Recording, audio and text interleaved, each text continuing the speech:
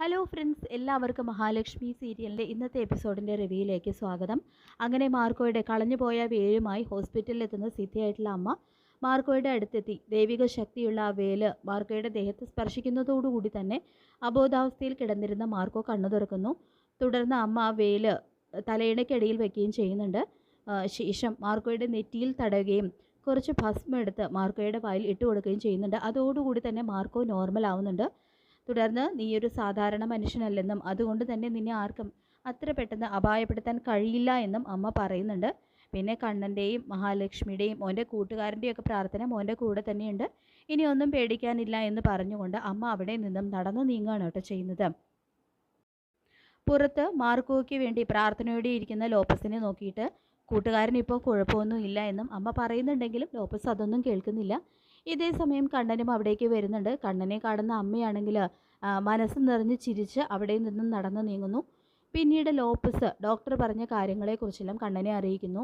മരണത്തിനും ജീവിതത്തിനും ഇടയിലുള്ള നൂൽപ്പാലത്തിലൂടെയാണ് അവൻ സഞ്ചരിക്കുന്നത് എന്നാണ് ഡോക്ടർ പറഞ്ഞത്.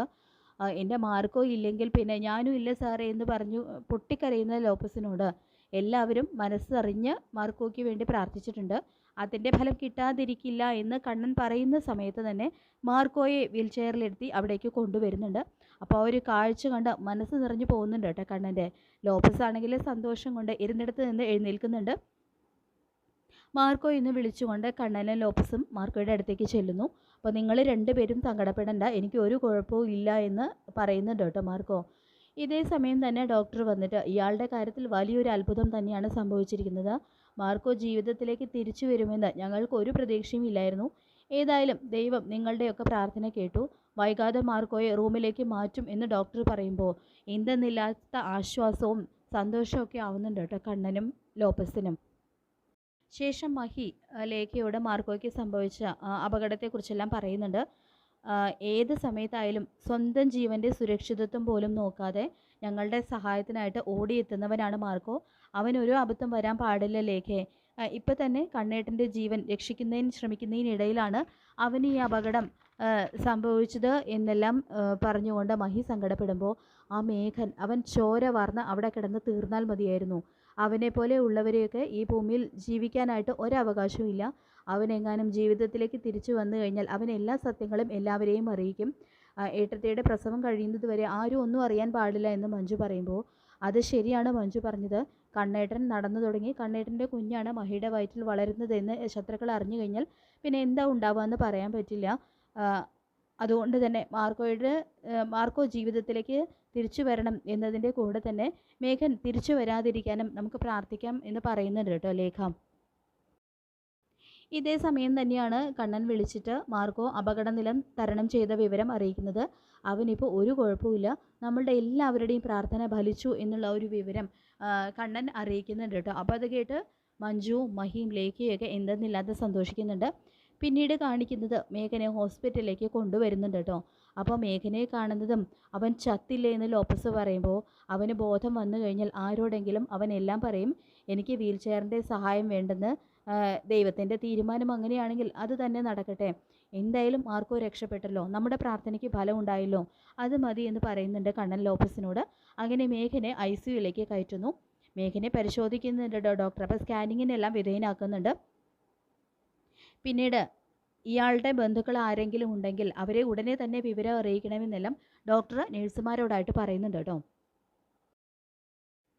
അങ്ങനെ ഇപ്പോൾ ഇവിടെ കൊണ്ടുവന്ന ആളെക്കുറിച്ച് എന്തെങ്കിലും വിവരം ആർക്കെങ്കിലും അറിയാമോ എന്നുള്ള കാര്യങ്ങളെല്ലാം നേഴ്സ് അവിടെ എല്ലാവരോടുമായിട്ട് ചോദിക്കുന്നുണ്ട്. അപ്പോൾ ഇതേ സമയം കണ്ണൻ ചെന്നിട്ട് അവൻ എൻ്റെ അമ്മാവൻ്റെ മകനാണെന്നും അവനിപ്പോൾ എങ്ങനെയുണ്ടെന്നെല്ലാം കണ്ണൻ തിരക്കുമ്പോൾ തലയ്ക്കാണ് മാരകമായിട്ടുള്ള ക്ഷതം സംഭവിച്ചത്. പിന്നെ തലനാരിഴയ്ക്കാണ് അയാൾക്ക് ജീവൻ തിരിച്ചു കിട്ടിയത്. പക്ഷേ അയാൾ ജീവിതത്തിലേക്ക് തിരിച്ചു വന്നിട്ടും പ്രത്യേകിച്ച് പ്രയോജനമൊന്നും ഉണ്ടാവില്ല. അയാൾക്ക് കഴിഞ്ഞതൊന്നും ഓർമ്മയുണ്ടാവില്ല. കാരണം തലച്ചോറിനാണ് അയാൾക്ക് മാരകമായിട്ടുള്ള ക്ഷതം സംഭവിച്ചതുകൊണ്ട് തന്നെ ആ ഓർമ്മയെല്ലാം നഷ്ടപ്പെടാനായിട്ട് സാധ്യതയുണ്ട്. ബുദ്ധിയുറയ്ക്കാത്ത കുഞ്ഞുങ്ങളെ പോലെ മാത്രമേ അയാൾക്കിനി പെരുമാറാൻ കഴിയൂ എന്നും ഡോക്ടർ കണ്ണനെ അറിയിക്കുന്നുണ്ട്. മേഘൻ്റെ നിലയെക്കുറിച്ച് അറിയിക്കുന്നു.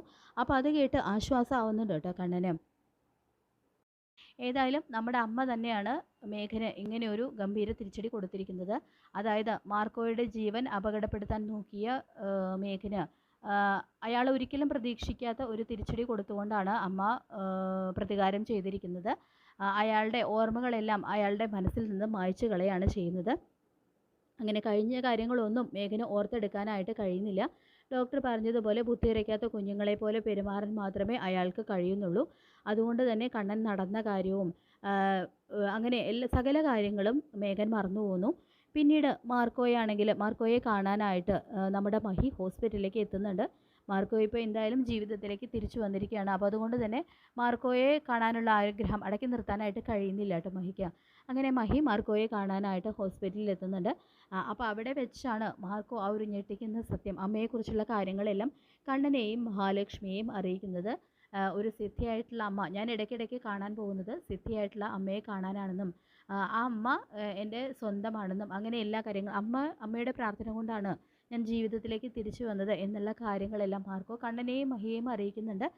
അപ്പോൾ നമുക്ക് കാത്തിരിക്കാം മഹാലക്ഷ്മി സീരിയലിൻ്റെ ലേറ്റസ്റ്റ് എപ്പിസോഡിനായിട്ട്. ഈ റിവ്യൂ ഇഷ്ടപ്പെട്ടെങ്കിൽ ലൈക്ക് ചെയ്യുക, ചാനൽ കൂടി ഒന്ന് സബ്സ്ക്രൈബ് ചെയ്യുക. താങ്ക്